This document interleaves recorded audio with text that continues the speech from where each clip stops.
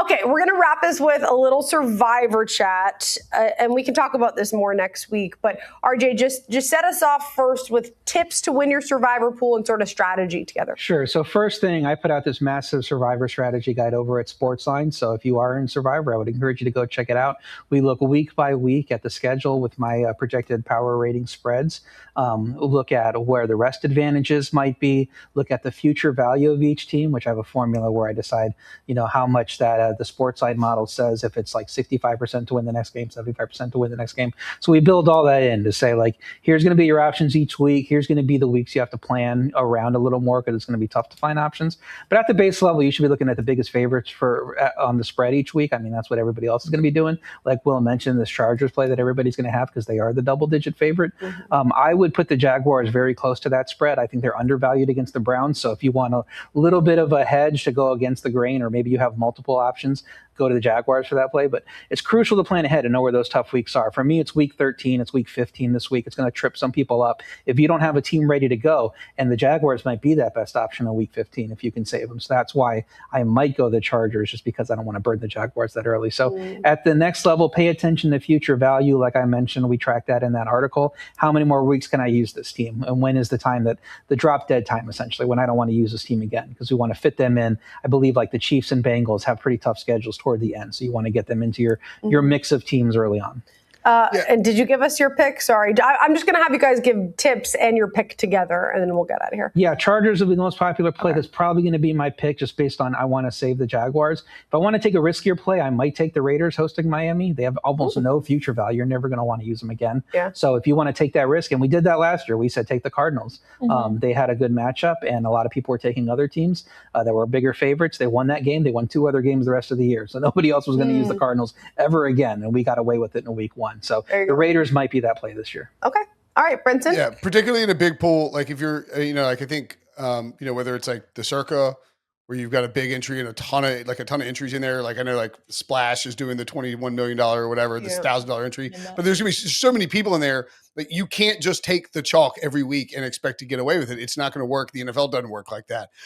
So one, like, if you're in a huge pool, get freaky with it. Like, look at the Titans, look at the Raiders, like in week 1 and try and see if you can knock some people out. Also, the biggest key for a lot of these is know your pool rules. Like some weeks in these big contests, you have to make 2 picks per week. And some weeks, some certain contests you have to make a pick for the Thanksgiving holiday and the Christmas holiday. Like that's a different slate. If that's the case, you really need to make sure you know what team you want to use for those and don't burn them early. Otherwise, you're going to get stuck taking a bad team or back yourself into a corner. I will go Jaguars with my week 1 pick, but if I'm doing the splash one, I'll probably try and to your point about the larger pools, like you're going to have to take a risk at some point, right? Mm-hmm. And so if you do it early, when other people are taking the safer risk, you get to diversify a bit. And then if you can make it through those few weeks because you value teams, right? Like you think the Vikings are better than a lot of people do. Maybe you think the Chargers are better than a lot of people. You get through with some of those teams early. You get to save teams like the Seahawks for later in the season, save teams like the Rams for later in the season.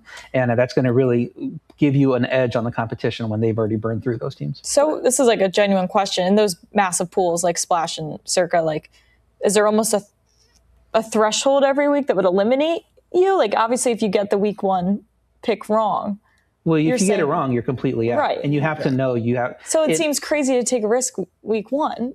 But that's what everybody else is thinking. They're going for those high spread games. And if you continue to do that, you're going to be stuck with the Jets and Cardinals. The Colts and a team like, even if you plan ahead, we plan ahead and we have some options for each of these weeks that you can use. Guys are going to get hurt, right? So, I mean, if I plan ahead and say I do like the Vikings this year, I'm going to use them in week 11, and Kyler Murray gets hurt in week 7, and there's J.J. McCarthy in there. Right. Am I really going to use the Vikings at that point? Probably not. So you kind of have to have your options on the table and have to know that you're going to be taking risk at some point anyway. You give yourself a little bit of a buffer if you take some of that risk early and can save teams like the Seahawks and Rams for later. Claudia, I know you'll know the answer to this. Do the Patriots win or lose in week 1 of the 2025 regular season? Dude, just put her in that spot. No, they lost to the Raiders, though, but that's what I'm saying. Week 1 is crazy. The Patriots Week 1's a little different this year. It's a little different this year than it was with the Raiders last year. No, but I'm saying, like, Like the Raiders, Things get nobody weird. was picking the Raiders to beat the Patriots last Oh year. no, for sure. I know what Yeah. you mean. Yeah. I guess that's true. Yeah, That's like true. It could be I'm just saying, like every year there's going to be one crazy upset in week one, and if you don't dodge that, like you and the like 50% Yeah. of the pool are out. So if you get a little risky, you can really leverage it. I remember I was all over Boston sports radio before I moved out here to Florida. I'm gassing up the Patriots. We're going to have a great season. Week one, lose to the Raiders. I'm like, okay. But they bounced back and they almost, well, no, they didn't almost win the Super Bowl, were but they went to the Super Bowl. And that's cool. Better my Bills have done under the Josh Allen. That's true. That's so true. I mean, That's for so real. true. Okay, survivor pick. I went Chargers. I mean, we talk about injury risk. We're going to talk about the Chargers. They have an insane patch of defenses the weeks following that, week one. Two of Herbert's best 3 weeks, like we have projected fantasy-wise, are the first 2 weeks of the season. So, so it's the Chargers laying 10.5 against the Cardinals, Jags 7.5 against the Cardinals, both at home. Is it the Cardinals or Browns? I don't know. Jags or Browns? What are the Jags? Jags or Browns? Browns, okay, yeah. I mistyped on my notes, whatever. Jags, Browns, but those are going to be the two most popular, right? Jags, Chargers.